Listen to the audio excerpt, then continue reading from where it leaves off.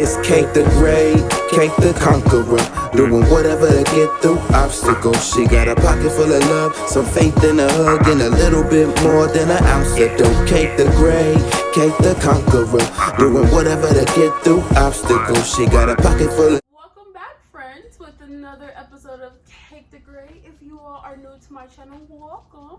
I am Kate the Great, providing you with videos of all kind. If you look back at my last video, I went on an adventure with Tampa, Florida with my family, which was beautiful. But now I am here today with my best friend, Shadad, interviewing him about his music and his journey of music and where has he came and where is he going. What's good? What's good? How long have you been doing music? I'm 24, so about 10 years, something like that. I've been writing ever since like middle school, but I started actually recording music like my sophomore year of high school. I know you say you've been doing music since like 10 years. That's super cool. That's what's up. What would you tell your younger self that Shadad back then about like your music journey, or what would you tell him into now in regards to music?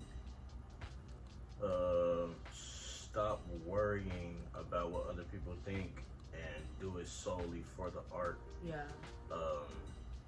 And quit stressing out about certain shows when they don't go your way. Like, you're gonna have 2 people in the crowd, you're gonna have 200 people in the crowd. Like, yeah. You gotta have the same energy for those 2 people that you would have for a sold out show. That's really important. Don't let that shit get to your head. It's like the love of the art. Like, that's literally what you're doing it for. No, for sure. You say the love of the art, so tell them about the other arts that you are indulged in outside of music. For sure. I'm also a spoken word artist for quite some time now. I'm trying to get more into visual art, like painting and working with charcoal. I love photography for my own use. What else? I love all the arts. I want to get more into acting. I've acted before. I want to get more into acting, script writing. Yeah. I love that. Like, you're like indulged in arts just like me. Like, yeah, that's why we're best friends. And by the way, folks, he did this piece right here.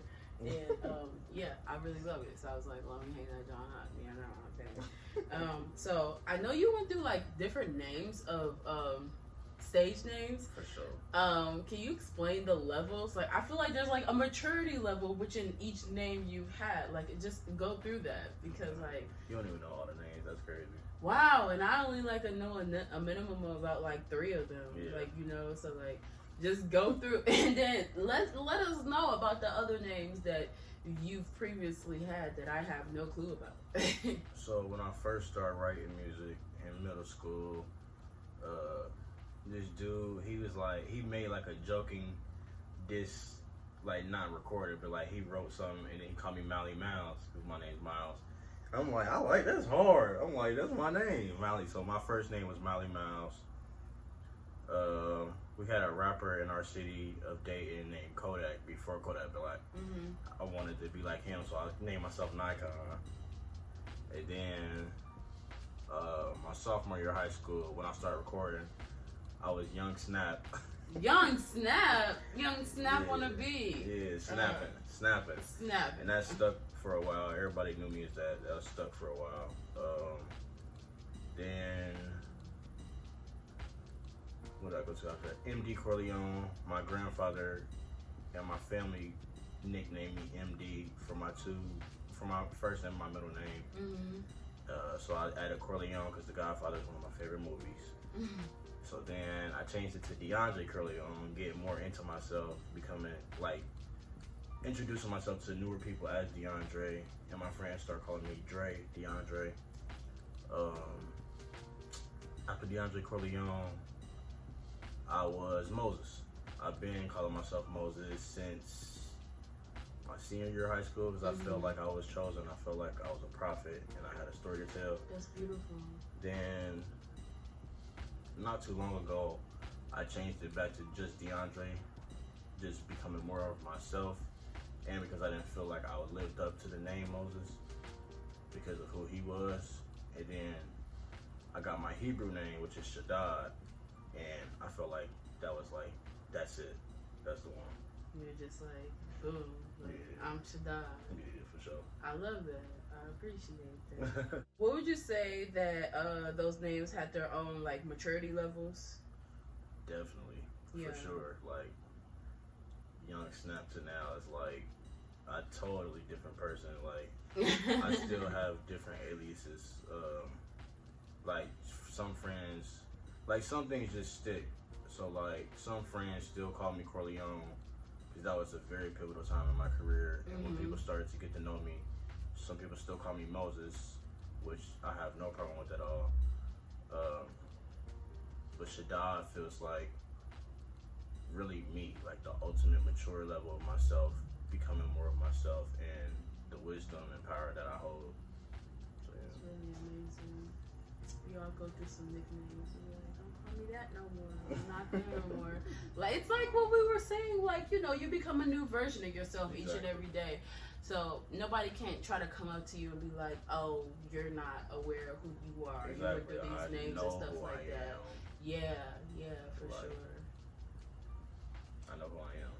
It's not your responsibility to. Yeah, point that out. Exactly. For sure. I mean, you see Kendrick going from K-Dot and Exactly. see, like, artists just go through that. What keeps your art fueling in the sense that you keep providing new art after you felt like you achieved the best art in your life? I really don't believe in like stuff like what's it called, writer's block. I believe in you just have to live. I don't know if I was talking to somebody else or if I was talking to you. So I was talking to somebody and they were saying like writer's block isn't real. Like, you might just outgrown that stage in your life where you're trying to continue writing on. Like, so like you still trying to write on this shit, but you've outgrown that mentally, spiritually, you know. So everything inspires me. Love, mainly love, our community, everything going on in the world. So like all that continues to fuel me. Is things always happening in the world, so just picking up on that and my progression and where my mental state usually is. It's beautiful. You know, sometimes you do get caught up in that, not knowing how to progress, especially when you created something so good. You don't know how to progress, or you don't know how to like keep on arting, I guess you could say. Because like we said, like we a jack of all trades when it comes to art. Just keep on arting. So it gets hard sometimes, and I'm just like, I like to ask artists, what keeps your progress going? You can't get too stuck in it. You're gonna get stuck in your ways and just overthink and fall down a rabbit hole of not knowing what to do or not knowing how to create. No, you can't force yourself to create. You have to literally let yourself be inspired. You have to go out and live, like breathe. That's like, you gotta like allow life to inspire you in a way. Exactly. That goes back to what I always say. Literally, what I have in my whole heart, your comfort zone will kill you. You feel me? So like, if you stuck within that, then where you think you'll get your inspiration from? You're not out living. You constantly trying to like provide art, especially once you start trying to provide art for other people.